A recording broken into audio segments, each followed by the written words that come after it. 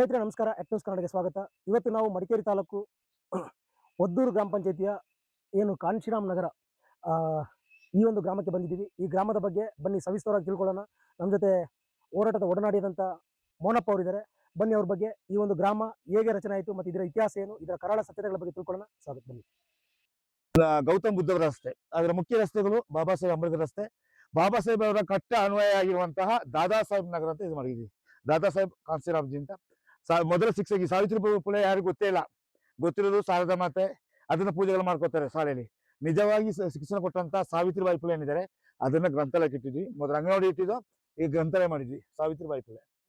ಇದು ಕೊಡಗು ಜಿಲ್ಲೆಯಲ್ಲಿ ಮೊದಲ ಗ್ರಾಮೀಣ ಭಾಗದಲ್ಲಿ ಮೊದಲ ಗ್ರಂಥಾಲಯ ಓಪನ್ ಆಗಿರೋದು ನಮ್ಮ ಕಾನ್ಸಿರಾಮ್ ನಗರದಲ್ಲಿ.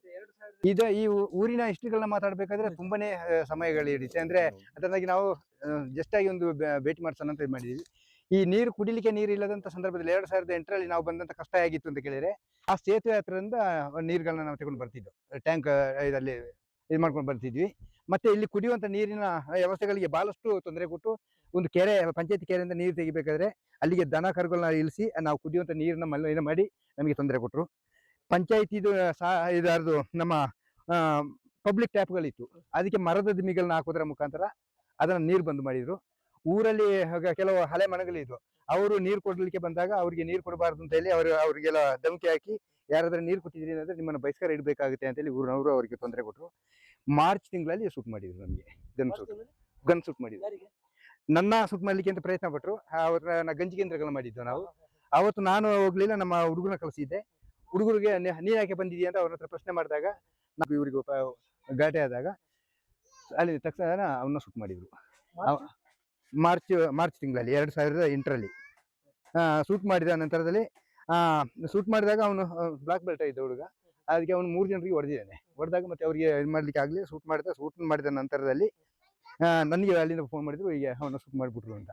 ನಾನು ತಕ್ಷಣದಲ್ಲಿ ಇಲ್ಲಿಂದ ಹೋಗ್ಬೇಕಷ್ಟರಲ್ಲಿ ಜನಗಳೆಲ್ಲ ಅವನು ಮಲ್ಕೊಂಡಿದ್ದ, ಅವರು ಅಲ್ಲಿಂದ ಎಸ್ಕೇಪ್ ಆಗಿದ್ರು. ಸಾಹು ಮಹಾರಾಜ್ ರಸ್ತೆ, ಸಾಹು ಮಹಾರಾಜ್ ತೆಂಗಿನ ಮರ ಬಾಬಾ ಸಾಹೇಬರಿಗೆ ಮೀಸಲಾತಿ ಕೊಟ್ಟಂತ ಸಾಹು ಮಹಾರಾಜ್. ಇದು ಜ್ಯೋತಿ ಬಾಪ್ಲೆ ರಸ್ತೆ. ಹೀಗೆ ಜ್ಯೋತಿ ಬಾಪ್ಲೆ ರಸ್ತೆ. ಈ ರೀತಿಯಲ್ಲಿ ನಮ್ಮ ಒಂದು ಈ ಹೋರಾಟಗಳನ್ನ ಮಾಡ್ತಾ 2008ರಿಂದ ಪ್ರಾರಂಭ ಆದಂತ ಹೋರಾಟ ಬಹಳ ಕ್ರೂರತನದಿಂದ ಹೋರಾಟ ಮಾಡಿದಂತಂದ್ರೆ ನಮ್ಮ ಮೇಲೆ ಏನೆಲ್ಲ ದರ್ಪ ಮಾಡ್ಲಿಕ್ಕೆ ಆಗುತ್ತೆ ಅಂತೆಲ್ಲ ದರ್ಪಗಳನ್ನ ಮಾಡಿದ್ದಾರೆ. ಇದು ಜ್ಯೋತಿ ಬಾಪ್ಲೆ ರಸ್ತೆ. ಈ ರೀತಿಯಲ್ಲಿ ನಮ್ಮನ್ನ ಅಲ್ಲಿ ಶೋಷಣೆಗಳ ಮಾಡೋದ್ರ ಮುಖಾಂತರ ಮತ್ತೆ ನಾವು 2008, 2009, 2010 ಸಾಲಿನಲ್ಲಿ ಮತ್ತೆ ನಾವು ಎಲೆಕ್ಷನ್ ಇಲ್ಲಿ ಪಂಚಾಯತಿ ಗ್ರಾಮ ಸಭೆಗೆ ಹೋಗ್ತೀವಿ. ನೀರು ಕುಡಿಲಿಕ್ಕೆ ನೀರು ಕೊಡ್ತಿಲ್ಲ, ನಮಗೆ ಅನುಕೂಲ ಮಾಡಿ ಕೊಡ್ಬೇಕು ಅಂತ. ಆವಾಗ ನಮ್ಮ ಏನು ಗ್ರಾಮ ಸಭೆಗೆ ಹೋಗಿದ್ದು ನಮ್ಮ ಜನಗಳು, ಆ ಜನಗಳೆಲ್ಲ ಹೊರಗಡೆ ಹಾಕೋದ್ರ ಮುಖಾಂತರ ಗ್ರಾಮ ಸಭೆ ನಡೆಸ್ತಾರೆ. ಪೊಲೀಸ್ ಮುಖಾಂತರ ನಮ್ಮನ್ನ ಹೊರಗಡೆ ಹಾಕ್ತಾರೆ. ಅವಾಗಲೂ ನಾವು ಅದನ್ನ ಫೈಟ್ ಮಾಡಿ ನಾವು ಎಂಟ್ರಿ ಆಗಬಾರ್ದು ಅಂತ. ಆದ್ರೆ ನಾವು ಅವತ್ತು ನಾನೊಂದು ಅವ್ರಿಗೆ ಒಂದು ಇದು ಮಾಡಿದ್ದೆ, ಪ್ರತಿಜ್ಞೆ ಮಾಡಿದ್ದೆ, ಈ ಪಂಚಾಯತಿನ ನಾನು ಆಳ್ತೀನಿ ಅಂತ ಹೇಳಿ. ನಾನು ಆಳ್ತೀನಿ ಅನ್ನೋದ್ರ ಬಗ್ಗೆ ಮಾತಾಡಿ ಅದನ್ನ ನಾನು ಆ ಪಂಚಾಯತ್ ಅಲ್ಲಿ ಪ್ರತಿಜ್ಞೆ ಮಾಡಿ ಬಂದೆ. ಮತ್ತೆ ಒಂದು ಎಲೆಕ್ಷನ್ ನಿಂತಾಗ ನಾನು ಒಬ್ಬನೇ ನಿಂತಾಗ ನನ್ನ ಅಪೋಸಿಟ್ ಆಗಿ 3 ಕಾಂಗ್ರೆಸ್, ಬಿಜೆಪಿ, ಜೆಡಿಎಸ್ ಎಲ್ಲ ಸೇರಿ ಒಂದು ಕ್ಯಾಂಡಿಡೇಟ್ ಹಾಕಿದ್ರು ನನ್ನ ಅಪೋಸಿಟ್ ಆಗಿ. ಅಲ್ಲಿ ಯಾವುದೇ ಸಿದ್ಧಾಂತ ಇಲ್ಲ, ಎಲ್ಲ ಒಟ್ಟಾದ್ರು, ನನ್ನ ಸೋಲಿಸಿದ್ರು. ಒಬ್ಬ ಅಂಬೇಡ್ಕರ್ ವಾದಿನ ಸೋಲಿಸಲಿಕ್ಕೆ 3 ಪಕ್ಷಗಳು ಒಟ್ಟಾದ್ರು. ಇದು ಕೃಷ್ಣರಾಜ ಒಡೆಯರ್ ರಸ್ತೆ, ನಾಲ್ವಡಿ ಕೃಷ್ಣರಾಜ ಒಡೆಯರ್ ರಸ್ತೆ. ಅಲ್ಲಿಂದ ಆ ರೀತಿ ಮುಂದುವರಿದ ನಂತರದಲ್ಲಿ ಆ ಎಲೆಕ್ಷನ್ ನಲ್ಲೂ ನಾನು ಸೋತೆ. ನಂತರದಲ್ಲಿ ಮುಂದಿನ ಒಂದು ಎಲೆಕ್ಷನ್ ಗೆ ಫೇಸ್ ಮಾಡಿದೆ. ರಾಮಸ್ವಾಮಿ ಪೆರಿಯಾರ್ ರಸ್ತೆ, ಇದು ರಾಮಸ್ವಾಮಿ ಪೆರಿಯಾರ್ ರಸ್ತೆ. ಏಷ್ಯಾ ಖಂಡದ ಸ್ಯಾಕ್ರೆಟರೀಸ್ ರಾಮಸ್ವಾಮಿ ಪೆರಿಯಾರ್ ರಸ್ತೆ ಇದು. ಅಲ್ಲಿಂದ ಹಾಗೆ ಮುಂದುವರಿತಾ ಹೋದಾಗ ಮತ್ತೆ ನಮಗೆ ಆ ಎಲೆಕ್ಷನ್ ನಲ್ಲಿ ಫೇಸ್ ಮಾಡ್ಲಿಕ್ಕೆ ಆಗಲಿಲ್ಲ. ಮತ್ತೆ ಮುಂದೊಂದು ಎಲೆಕ್ಷನ್ ನಲ್ಲಿ ನಾನು 6 ಕ್ಯಾಂಡಿಡೇಟ್ ಹಾಕಿದ್ದೆ. ಅದರಲ್ಲಿ 4 ಕ್ಯಾಂಡಿಡೇಟ್ ಸೋತು ಹೋಯ್ತು, 2 ಕ್ಯಾಂಡಿಡೇಟ್ ಗೆಲ್ತು. ಅದ್ರಲ್ಲಿ ನೀವು ಕೂಡ ಒಬ್ರು. ನನ್ನ ಬರೀ 12 ಓಟಲ್ಲಿ ಸೋಲಿಸಿದ್ರು. ನೀವು ಸೋತ್ರಿ ಆಗ? 12 ಓಟಲ್ಲಿ ಸೋತೆ. 12 ಓಟಲ್ಲಿ ಹೇಗೆ ಸೋತೆ ಅಂತ ಕೇಳಿದ್ರೆ, ನಮ್ಮ ಜನಗಳನ್ನ ಬಹಳ ಮುಗ್ಧ ಜನಗಳು ನೀವು ಅದ್ರ ಬಗ್ಗೆ ಎಲ್ಲ ತಿಳ್ಕೊಂಡವರು, ಸಂಘಟನೆಯಲ್ಲಿ ಇರೋರು. ಅವ್ರು ಏನ್ ಹೇಳಿದ್ರು ಅಂದ್ರೆ, ಮೊನ್ನಪ್ಪ ಗ್ರೇಟ್ ಪರ್ಸನ್ ಅವನು, ಅವ್ರನ್ನ ಯಾವುದೇ ಕಾರಣಕ್ಕೂ ನೀವೆಲ್ಲ ಸೋರಿಸಬಾರ್ದು, ನಾವೆಲ್ಲ ಒಂದಾಗಿ ಅವನಂತ ಒಂದು ಕ್ಯಾಂಡಿಡೇಟ್ ನಮ್ಮ ಪಂಚಾಯತಿಯಲ್ಲಿ ಇದ್ರೆ ಎಲ್ಲದನ್ನು ಗೆಲ್ಬಹುದು ಅಂತ ಹೇಳಿ ಇದು ಕೃಷ್ಣಪ್ಪಾಜಿ ರಸ್ತೆ ಇಲ್ಲಿ ಬಂತೆ ಅಂತ. ಅಲ್ಲಿಂದ ಅದು ಇಲ್ಲಿ ಬಂದೆ ಅಂತ ಆಗುತ್ತೆ. ಅಲ್ಲಿಂದ ಇದು ಮಾಡ್ತಾ ಬಂದಾಗ ಜನಗಳಿಗೆಲ್ಲ ಹೌದು ಅಂತ ಒಪ್ಕೊಳ್ಳೋ ರೀತಿ ಮಾಡಿದ್ರು. ಮತ್ತೆ ಅವ್ರು ಏನ್ ಮಾಡಿದ್ರು ಅಂದ್ರೆ, ಅವನು ಬಹಳ ಬಿಜೆಪಿಯ ಕ್ಯಾಂಡಿಡೇಟ್, ಅವನು ತುಂಬಾ ಪಳಗಿದವನು. ಅವನು 5 ಟರ್ಮ್ ಅಲ್ಲಿ ಗೆದ್ದಿದ್ದಾನೆ ಪಂಚಾಯತಿ. ಅವನು ಏನ್ ಮಾಡಿದ ಅಂದ್ರೆ ಜನಗಳ ಹತ್ರ ಹೇಳ್ತಾನೆ, ಈ ರೀತಿ ಮೊನ್ನಪ್ಪನ ಈ ಸರಿ ಗೆಲ್ಲಿಸಬೇಕು, ಅದಕ್ಕೆ ಒಂದು ಓಟು ಮೊನ್ನಪ್ಪನಿಗೆ ಕೊಡಿ, ಒಂದು ಓಟು ನನಗೆ ಕೊಡಿ ಅಂತ. ಆ 2 ಓಟು ತಗೊಳ್ಳೋದ್ರ ಮುಖಾಂತರ ಅವರ ಏರಿಯಾದಲ್ಲಿ ಅವರ ಪಕ್ಕ ವೋಟರ್ಸ್ ಇದ್ದಾರಲ್ಲ ಅವ್ರ ಹತ್ರ ನಮ್ಮ ಜನ ಹತ್ರ ಈ ರೀತಿ ಹೇಳ್ದ, ಅವ್ರ ಜನ ಸಿಂಗಲ್ ಔಟ್ ಸಿಂಗಲ್ ಓಟ್ ಮಾಡಿಸಿದ. 12 ಓಟಲ್ಲಿ ಸೋತೆ ನಾನು, ಬರೀ 12 ಓಟಲ್ಲಿ. ಬಸವಣ್ಣ ರಸ್ತೆ, ಬಸವಣ್ಣ ರಸ್ತೆ, ವಿಶ್ವಗುರು ಬಸವಣ್ಣ ರಸ್ತೆ, ಇದು ವಿಶ್ವಗುರು ಬಸವಣ್ಣ ರಸ್ತೆ, ಕಲ್ಯಾಣಿ ಕ್ರಾಂತಿ ಬಸವಣ್ಣ ರಸ್ತೆ. ಅಲ್ಲಿಂದ ಹಾಗೆ ಮುಂದುವರಿತಾ ಒಂದು ನಮಗೆ ಇನ್ನೇನ್ ಮಾಡ್ಬೇಕು ಅಂತ ಗೊತ್ತಾದಾಗ ಅಲ್ಲಿ ಆ ಎಲೆಕ್ಷನ್ ಬಂದು ಇಲ್ಲೇ ಒಳಗಡೆ ಬಂದು ನಮ್ಮಲ್ಲಿ 2 ಕ್ಯಾಂಡಿಡೇಟ್ ಗೆದ್ದಿದ್ರಲ್ಲ, ಅದರಲ್ಲಿ ಒಂದು ನಮ್ಮ ಸಂಬಂಧಿಕರೇ ಆಗಿರುವಂತವ್ರು, ಇನ್ನೊಂದು ಮುಸ್ಲಿಂ ಲೇಡಿ ಗೆದ್ದಿದ್ರು. ಜಗದ ಮೊದಲ ಬೆಳಕು ಗೌತಮ್ ಬುದ್ಧ ರಸ್ತೆ ಇದು. ಇಲ್ಲಿ ಒಂದು ಹಿಸ್ಟ್ರಿ ಬೇರೆ ಇದೆ. ಈವರೆಗೆ ಮಾತ್ರ ನಮ್ಮ ಊರಿತ್ತು, ಈವರೆಗೆ ಮಾತ್ರ ನಮ್ಮ ಊರಿತ್ತು. ಮತ್ತೆ ಇಲ್ಲಿಂದ ಈಚೆಗೆ ಅಲ್ಲಿವರೆಗೆ ಮನೆಗಳಿದ್ದು ಅಷ್ಟೇ, ಆ ರಸ್ತೆಗಳಿರ್ಲಿಲ್ಲ. ಅದು ನಿಮಗೆ ಸಂಬಂಧಪಟ್ಟಿರಲಿಲ್ಲ ಅವರು? ಇಲ್ಲ, ಅವಾಗ ಅದು ಬಾನೆ ಇದು ದೊಡ್ಡ ಖಾಲಿ ಜಾಗ ಆಗಿತ್ತು. ಖಾಲಿ ಜಾಗ ಆಗಿದ್ದಾಗ ಇಲ್ಲಿ ನಮ್ಮ ಊರಿನ ಬಗ್ಗೆ ಬಹಳಷ್ಟು ಕೆಟ್ಟದಾಗಿ ಮಾತಾಡಿದ್ರು. ಅಂದ್ರೆ ಹೊರಗಿನ ರಾಮಸ್ವಾಮಿ ಪೆರಿಯಾರು, ಸಾಹು ಮಹಾರಾಜ್ ಇಂಥವ್ರನ್ನ ಹೊರ ರಾಜ್ಯದವ್ರನ್ನೆಲ್ಲ ಇಲ್ಲಿ ಬಿಂಬಿಸ್ತಿದ್ದಾರೆ. ನಮ್ಮ ಕೊಡಗಿನ ದೊಡ್ಡ ದೊಡ್ಡ ದೇಶ ಪ್ರೇಮಿಗಳು ಹೀರೋರು ಇದ್ದಾರೆ, ಅವರ ಯಾರ ಹೆಸರುಗಳನ್ನು ಇದು ಮಾಡ್ಲಿಲ್ಲ ಅಂತ ನಾನೇನ್ ಮಾಡಿದೆ ಅಂದ್ರೆ ಇದನ್ನ ಫೀಲ್ಡ್ ಮಾರ್ಚ್ ಕಾರ್ಯಪ್ಪ ಅಂತ ಹೇಳಿ ರಸ್ತೆ ಇಟ್ಟೆ. ಆ ರಸ್ತೆ ಆ ಫೀಲ್ಡ್ ಮಾರ್ಚ್ ಕಾರ್ಯಪ್ಪ ರಸ್ತೆ ಇಟ್ಬಿಟ್ಟು 40 ಮನೆಗಳನ್ನ ಆ ಭಾಗದಲ್ಲಿ ಕೂರಿಸಿದೆ. Okay, super. 40 ಮನೆಗಳನ್ನ ಕೂರಿಸಿ ಅವತ್ತಿನ ರಾತ್ರಿ ಜನಗಳನ್ನ ಎಲ್ಲ ಲೇಔಟ್ ಮಾಡಿ ರಸ್ತೆಗಳನ್ನ ಇದು ಮಾಡಿ ಅದಕ್ಕೆ ಬೋರ್ಡ್ಗಳನ್ನ ಇಟ್ಟಿದ್ರೆ ಅವ್ರ ಬೋರ್ಡ್ನ ನೀವು ಕಿತ್ತಿಸಿದ್ರಿ, ನಾವು ಕಿತ್ತಿಸ್ಲಿಕ್ಕೆ ನಾವು ತಯಾರಿಲ್ಲ, ಸಾಧ್ಯ ಇದ್ರೆ ನೀವು ಕಿತ್ತಿಸ್ರಿ ಇಲ್ಲದ್ರೆ. ಅವಾಗ ಮತ್ತೆ ಅವ್ರಿಗೆ ಏನ್ ಮಾಡ್ಲಿಕ್ಕೆ ಆಗ್ಲಿಲ್ಲ, ರೋಡ್ ಕಂಟಿನ್ಯೂ. ಅಂದ್ರೆ ಈಗ ಅವರು ಇಲ್ಲಿಯ ಸ್ಥಳೀಯ ನಾಯಕರು ಹೆಸರಿಟ್ಟಿಲ್ಲ ಅಂತ ಹೇಳಿದವ್ರು ಇಟ್ಟಾಗ ವಿರೋಧ ಮಾಡಿದೆ ಅವರು. ಇದಕ್ಕೆ ಈ ಉದ್ದೇಶನ ಇಟ್ಕೊಂಡೆ ನಾನು ಮಾಡಿರೋಂಥದ್ದು. ನಂತರದಲ್ಲಿ ಈ ರೋಡ್ ಆಯ್ತು. ಆ ರೋಡ್ ನಂತರದಲ್ಲಿ ಅಲ್ಲ, ಈಗ ಸ್ಥಳೀಯ ನಾಯಕರು ಹೆಸರಿಟ್ಟಿಲ್ಲ ಅಂತ ಹೇಳಿದ್ರೆ ಆಲ್ರೆಡಿ ಅಲ್ಲಿ ತೋರಿಸಿದ್ರಿ, ಕುವೆಂಪು ಹೆಸರು ಹೇಳಿದ್ರಿ. ಕುವೆಂಪು ಕೂಡ ಸ್ಥಳೀಯರಲ್ವಾ? ಸ್ಥಳೀಯರು, ಆದ್ರೆ ಕೊಡವ ಪಡವ ಅಂತ. ಇದು ನಮ್ಮ ಸ್ಮಶಾನಕ್ಕೆ ಹೋಗುವಂತ ರಸ್ತೆ. ಮಸನ ಮತ್ತು ಕ್ರಿಕೆಟ್ ಇಂಟರ್ನ್ಯಾಷನಲ್ ಸ್ಟೇಡಿಯಂ. ನಮಗೆ ಕಾಂಶಿರಾಮ್ ಅವ್ರದ್ದು ನೆನಪಾಗುತ್ತಿದ್ದು, ಅವ್ರು ಒಂದ್ಸಲ ಪತ್ರಕರ್ತರು ಕೇಳ್ತಾರೆ, ಏನು ಇಷ್ಟು ದಿವಸ ಮನುವಾದಿಗಳಂತ ವಿರೋಧ ಮಾಡ್ತಿದ್ರಿ, ಆದ್ರೆ ಅವ್ರ ಜೊತೆ ನೀವು ಮೈತ್ರಿ ಮಾಡ್ಕೊಂಡು ಅಂತ ಹೇಳಿದಾಗ ಕಾಂಶಿರಾಮ್ ಹೇಳ್ತಾರೆ, ನಾನು ಕುದುರೆಗೋಸ್ಕರ ಕಾಯ್ತಾ ಇದ್ದೆ, ಬಟ್ ಅನ್ಫಾರ್ಚುನೇಟ್ಲಿ ಕುದುರೆ ಬರ್ಲಿಲ್ಲ, ಕತ್ತೆ ಸಿಕ್ತು, ಕತ್ತೆ ಮೇಲೆ ಕೂತ್ಕೊಂಡು ಹೋದಂತೆ. ಸೊ ನಿಮ್ಗೆ ಅವಾಗ ಒಂದು ರಾಜಕೀಯ ಇದು ತಗೊಳಕೋಸ್ಕರ ನೀವು ಕಾಂಗ್ರೆಸ್ ಜೊತೆ ಮೈತ್ರಿ ಮಾಡ್ಕೊಂಡ್ವಿ. ಹಾಗೆ ಮೈತ್ರಿ ಮಾಡ್ಕೊಂಡ ನಂತರದಲ್ಲಿ ನಾನು ಅಧಿಕಾರ ಏನು ನನ್ನ ಶಿಸ್ತಿಗೆ ನಾನು ಉಪಾಧ್ಯಕ್ಷರನ್ನ ಕೊಡಿಸಿ ಇದ್ ಮಾಡಿದಾಗ ಅಲ್ಲಿ ಅವ್ರನ್ನ ಏನ್ ಮಾಡ್ತಿದ್ರು ಅಂದ್ರೆ ಧ್ವನಿ ಎತ್ತಲಿಕ್ಕೆ ಬಿಡದಂತ ಪರಿಸ್ಥಿತಿ ತಂದ್ರು ಮೀಟಿಂಗ್. ನಿಮ್ಮ ಸಿಸ್ಟರ್ಗೆ ಅಂದ್ರೆ ಉಪಾಧ್ಯಕ್ಷರಾದ್ರು ಕೂಡ ಮಾತಾಡೋಂಗಿಲ್ಲ ಅಂತ. ಅವಾಗ ನಾನು ಮತ್ತೆ ನಿಮ್ ತಂಗಿ ಉಪಾಧ್ಯಕ್ಷರು ಮಾಡಿದೆ ಅವ್ರನ್ನ. ಅವ್ರಿಗೆ ಸೀಟ್ ಕೊಡಿಸಿ ನಾನು ಅವ್ರನ್ನ ಉಪಾಧ್ಯಕ್ಷರು ಮಾಡಿದೆ. ಆ ಸಂದರ್ಭದಲ್ಲಿ ಮತ್ತೆ ಅವ್ರಿಗೆ ತೊಂದರೆ ಕೊಟ್ಟಾಗ ನಾನೇ ನೇರವಾಗಿ ಪಂಚಾಯತಿ ಹೋಗಿ ಎಂಟ್ರಿ ಆದೆ. ನಾನು ಹೇಳಿದೆ, ನಾನು 12 ಓಟಲ್ಲಿ ಸೋತಿದ್ದೀನಿ, ನನ್ನ ಜನಗಳು ನನ್ನ ಜೊತೆ ಇದ್ದಾರೆ, ಮುಂದಿನ ದಿನ ಗೆದ್ದು ನಾನು ಇದನ್ನು ತೋರಿಸ್ಬೇಕಾಗುತ್ತೆ. ಆದ್ರೆ ಅವರಿಗೆ ಮೌಖಿಕ ಅಧಿಕಾರ ಹಕ್ಕು 2 ಇದೆ. ಅವರು ಪಂಚಾಯತಿ ಸದಸ್ಯರಾಗಿರೋದ್ರಿಂದ ಇಲ್ಲಿ ಇನ್ನೊಂದು ಸ್ವಲ್ಪ ನಿಲ್ಲಿ ಸರ್. ಇದು ಸಕ್ಪಾಲ್, ರಾಮ್ಜಿ ಸಕ್ಪಾಲ್, ಬಾಬಾ ಸಾಹೇಬರ ತಂದೆ ರಾಮ್ಜಿ ಸಕ್ಪಾಲ್ ಅವರ ರಸ್ತೆ. ಇದು ರಸ್ತೆ ಒಂದು ದಿನ ಇಲ್ಲಿ ಬ್ರೇಕ್ ಮಾಡಿ ಎಲೆಕ್ಷನ್ ಬ್ರೇಕ್ ಮಾಡ್ತೀನಿ. ಮತ್ತೆ ಈ ರಸ್ತೆಯಲ್ಲಿ ಸ್ವಲ್ಪ ಮುಂದೆ ನಮ್ಮ ತಮ್ಮಪ್ಪ ಅಂತ ಒಬ್ರು ಅಜ್ಜ ಇದ್ರು, ಹಿರಿಯರು. ಅವ್ರ ಮನೆ ಸ್ವಲ್ಪ ಮುಂದೆ ಆಯ್ತು. ಅವರು ತೀರ್ಕೊಂಡಾಗ ನಾವು ಆ ಬಾಡಿನ ತರಬೇಕಾದ್ರೆ ಇಲ್ಲೆಲ್ಲ ಪೊಲೀಸ್ ಕಾವಲಿತ್ತು. ಇದು ನಮ್ಮ ಸ್ಮಶಾನ ಜಾಗ.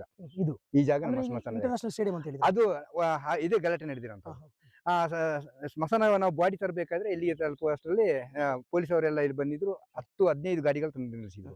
ನಾವು ಏನ ತರಬೇಕಾದ್ರೆ ಈ ಕಡೆ ಹೋಗೋದಾಗೆ ಇಲ್ಲಿ ತಡೆದಾಗ ಮತ್ತೆ ನಾನು ಅಲ್ಲೇ ಹೇಳಿದೆ, ಎಲ್ಲಿ ತಗೊಂಡು ಹೋಗ್ತೀರಿ ಅಂತ ಎಸ್ಪಿಂದಲೂ ನಮಗೆ ಪ್ರೆಸರ್ ಇತ್ತು, ಇಲ್ಲಿ ಏನ ಹಾಕ್ಬಾರ್ದು ಅಂತ ಹೇಳಿ. ನಾನು ಇಲ್ಲಿ ಬಂದಾಗ ಮತ್ತೆ ನಾನು ಮಾತಾಡಿದೆ, ಆಯ್ತು ನಾವು ಸ್ಮಶಾನಕ್ಕೆ ತಗೊಂಡು ಹೋಗ್ತಿದ್ದೀವಿ ಬಾಡಿ, ಇಷ್ಟು ಮಾತ್ರ ಹೇಳಿದೆ, ಎಲ್ಲಿ ಸ್ಮಶಾನ ಅಂತ ಹೇಳಿಲ್ಲ, ಸ್ಮಶಾನಕ್ಕೆ ತಗೊಂಡು ಹೋಗ್ತಿದ್ದೀವಿ, ನೀವು ಜೊತೆ ಬರೋದ್ರೆ ಬರ್ಬೋದು ಅಂತ.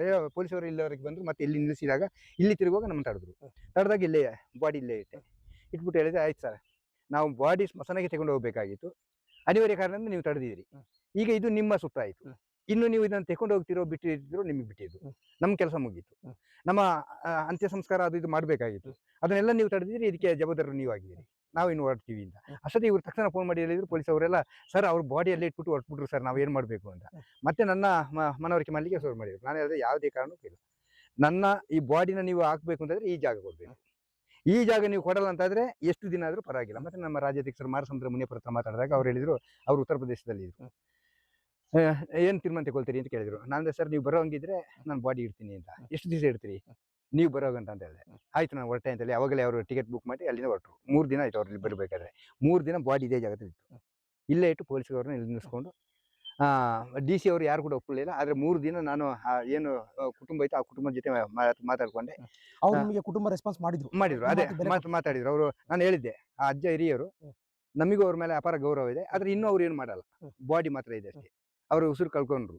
ಈಗ ಅವರಿಂದ ಏನಾದ್ರೂ ಒಂದು ಅನುಕೂಲ ಆಗುತ್ತೆ ಅಂದ್ರೆ ನಮ್ಮ ಊರಿಗೆ ಅನುಕೂಲ ಆಗುತ್ತೆ. ನೀವು ನಮಗೆ ಅವಕಾಶ ಕೊಟ್ರೆ ಒಂದು ಹೋರಾಟಗಳನ್ನ ಮಾಡ್ಲಿಕ್ಕೆ ಅವಕಾಶ ಕೊಡಿ ಅಂತ ಕೇಳಿದಾಗ, ನಾಯಕರಿದ್ದೀರಿ, ನಿಮ್ಮ ಮಾತಿಗೆ ನಾವು ಬೇರೆ ಯಾವುದೇ ರೀತಿ ಮಾತಾಡ್ಲಿಕ್ಕೆ ಆಗಲ್ಲ, ನಾವು ಸಂಪೂರ್ಣ ನಿಮಗೆ ಬೆಂಬಲ ಇರ್ತೀವಿ, ನೀವು ಏನು ತೀರ್ಮಾನ ತಗೊಳ್ತೀರಿ ಅದಕ್ಕೆ ನಾವು ಬದ್ಧರಿದ್ದೀವಿ ಅಂತ ಹೇಳಿದ್ರು. ಮತ್ತೆ ಹಾಗೇನೆ ಬಾಡಿ ಅಲ್ಲೇ ಇಟ್ಟು ಇದೇ ಜಾಗದಲ್ಲಿ 3 ದಿನ ಬಾಡಿಗಳನ್ನ ಇಟ್ಟು ಹೋರಾಟ ಮಾಡಿದ್ರು. ಅಷ್ಟರಲ್ಲಿ ನಮ್ಮ ರಾಜ್ಯಾಧ್ಯಕ್ಷರು ಬಂದು ಅವ್ರು ಬರ್ಬೇಕಾದ್ರೆ 1 ಗಂಟೆ ಆಯ್ತು ರಾತ್ರಿ. 1 ಗಂಟೆ ರಾತ್ರಿಗೆ DC ನಲ್ಲಿ ಕರೆಸಿದ್ರು. ಅವ್ರು ಬರಲ್ಲ ಅಂತ ಹೇಳಿದ್ರು. ನೀವು ಬರಲ್ವಾ ಅಂತ ಕೇಳಿದ್ರು. ಬರಲ್ಲ ಅಂದ್ರೆ ನಾನು ವಿಧಾನಸೌಧಕ್ಕೆ ತಗೊಂಡು ಹೋಗ್ತಿದ್ದೀನಿ ಬಾಡಿ. ವಿಧಾನಸೌಧ ತಗೊಂಡೋಗಲ್ಲ, ನೀವು ಇಲ್ಲಿ ಬರ್ತೀರಾ, ನಿಮಗೆ 10 ನಿಮಿಷದ ರಸ್ತೆಯಲ್ಲಿ ಇರೋದು. ನಾನು ಈಗ ಎಲ್ಲ ಗಾಡಿ ಎಲ್ಲ ರೆಡಿ ಇದೆ, ಏನ್ ಮಾಡ್ತೀರಿ ಅಂತ ಹೇಳಿ ಅಂತ. ಮತ್ತೆ ಇಲ್ಲ ಸರ್ ಹಾಗೆ ಮಾಡಬೇಡಿ ಹಾಗೆ ಅಂತೇಳಿ ಇಮಿಡಿಯೇಟ್ ಬಂದ್ಮೇಲೆ ಬಂದ್ಬಿಟ್ಟು ಇಲ್ಲಿ ಎಲ್ಲ ಮಾತುಕತೆ ಎಲ್ಲ ಮಾಡಿ ಆದ್ಮೇಲೆ ಮತ್ತೆ ಕೊನೆಗೆ ಈ ಸ್ಮಶಾನ ಬಿಡಿಸಿಕೊಡ್ತೀವಿ, ಇಲ್ಲೇ ಹಾಕಿ ಅಂತ ಹೇಳಿದ್ರು ಈ ಸೈಡಲ್ಲಿ. ಮಾರನೇ ದಿನ ತೀರ್ಮಾನ ಕೊಡ್ತೀವಿ. ಆದ್ರೆ ಅವ್ರು ಬಂದೆಲ್ಲ ಮಾತುಕತೆ ಎಲ್ಲ ಮಾಡಿ ಎಲ್ಲ ಮಾತಾಡಿ ಆಯ್ತು, ಬಾಡಿ ತೆಗಿಲಿಕ್ಕೆ ಅವಕಾಶ ಕೊಟ್ಟರು. ಮತ್ತೆ ಇವರು 3ನೇ ದಿನದಲ್ಲಿ ಇವರು ಒಟ್ಟರು, ನಮ್ಮ ಅಧ್ಯಕ್ಷರು ಬಂದು ಅವರು ಬಿಸಿ ಇರ್ತಾರೆ ಅಂದ್ರೆ ಅವರ ಕೆಲಸಗಳನ್ನ ಮಾಡಿ ಒಟ್ಟರು. ಅವರು ಇವರ ಮೇಲೆ ವಿಶ್ವಾಸ ಕೊಟ್ಟು ಮತ್ತೆ ಇವರು ಪೊಲೀಸಿನವರೆಲ್ಲ ಮತ್ತೆ ಅವರ ತಲೆ ಬುದ್ಧಿ ತೋರಿಸಿದ್ರು, ಇಲ್ಲೇ ಹಾಕ್ಬೇಕು ಅಂತ. ನಾನು ಹೇಳಿದೆ ಇಲ್ಲ, ಅದು ಬಾಡಿ ಹಾಕೋದು ನಮ್ಮ ಕೆಲಸ. ಈಗ ನಾವೆಲ್ಲ 3 ದಿನದ ಊಟ ಎಲ್ಲ ಮಾಡ್ಲಿಲ್ವಲ್ಲ, ಊಟ ಎಲ್ಲ ಮುಗಿಸ್ಕೊಂಡು ಬಂದು ಮತ್ತೆ ನಾವು ಬಾಡಿ ಮಾಡ್ತೀವಿ ಅಂತ ಹೇಳಿ ಕಾಯ್ಬೇಕು. ನಾವು ಹುಡುಗರ ಹತ್ರ ಹೇಳಿ ಅಲ್ಲಿ ಇದರ ಮಧ್ಯದಲ್ಲಿ ಗುಂಡಿ ತೆಗೆಸಿದ್ರು. ಅಲ್ಲಿ ಬಂತಿರೋದು ನಾವು ಹೇಳಿದ್ರೆ ಯಾವುದೇ ಕಾರಣಕ್ಕೂ ಇಲ್ಲ ಹೋಗಿ ಮಣ್ಣು ಮಾಡಿದ ಮೇಲೆ ಮಾರನೇ ದಿನ ಅವ್ರು ಬರ್ಬೇಕಾದ್ರೆ ಸಮಾಧಿ ಗೋರಿ ಕಟ್ಟಿಬಿಟ್ಟು, ಬಾಡಿ ಮೇಲೆ ಗೋರಿನೂ ಕೂಡ ಕಟ್ಟಿದ್ವಿ. ಆ ಗೋರಿ ಕೂಡ ಇದೆ ಇಲ್ಲಿ. ಈಗ ಅಲ್ಲಿಂದ ಮತ್ತೆ ಇವ್ರಿಗೆ ಏನ್ ಮಾಡ್ಲಿಕ್ಕೆ ನಮ್ಮನ್ನು ಸಾಧ್ಯ ಆಗ್ಲಿಲ್ಲ. ಎಲ್ಲಾ ರೀತಿಯಲ್ಲಿ ಈ ಸಮಸ್ಯೆಗಳನ್ನ ಮುಗಿಸಿ ನಮ್ಮ ಸ್ಮಶಾನಗಳನ್ನ ಹೋರಾಟ ಮಾಡ್ಲಿಕ್ಕೆ ಶುರು ಮಾಡಿದ್ರು. ಅವಾಗ ಅಲ್ಲಿವರೆಗೆ ಜಾಗ ಇತ್ತು ನಮ್ದು. ಇದನ್ನ ಸ್ಟೇಡಿಯಂ ಅವರಿಗೆ ಕೊಟ್ಟು, ಸ್ಟೇಡಿಯಂ ಅವರು ಜಾಗ ಅವರ ಸ್ವಾಧೀನ ಐತಲ್ವಾ, ಮತ್ತೆ ಇನ್ನೇನ್ ಮಾಡೋದು, ಸಿಕ್ಕಾಪಟ್ಟೆ